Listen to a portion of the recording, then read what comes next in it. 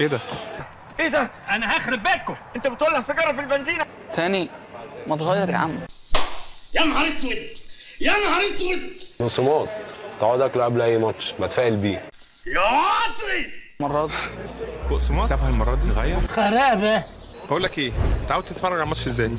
الشباب متعودين يجوا عندي البيت. يبقى شهاده لله ولا مش شهاده لله؟ تمام. منور يا عم جاد. الله ينور عليك. عندنا طلعه. قوم بينا قوم. شوف لكم حتة ثانية يا شباب. هو يوم منيل ب60 نيله. وانا هتفرج مع مين؟ مع تيتا. بس انا ميح في الكوره يا ولاد. دي بركتنا يا ماما. طابور من وشي. غور جاتك البلد.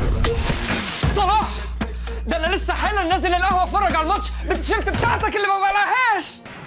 اقلع. اقلع ايه حضرتك؟ قميص. نعم؟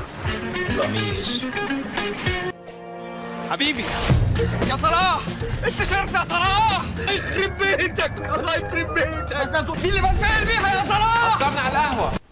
جاتك البلا وانت طالع لامك. يطلب شاي نزل له قهوه، يطلب قهوه نزل له عناب، يطلب عناب نزل له سحلب فواكه. يعني اي حاجه في التلفزيون قبل حرام وبعد. عليكم جايبيني فين يا جماعه كده هيروح عليها الماتش. ادهم الراجل ده هياخد معايا. نسينا طياره الفنانين. ايوه السلام عليكم. ايه ده ايه ده؟ لكم معلومات رحله مفاجاه الى جزيره شكوكو. شو ما خدتش تطعيمات شكوكو دي؟ هات يا جماعه يا رب.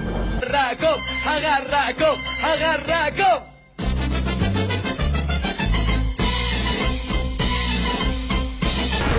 يلا نغير الفرن يمكن تتفك العقد.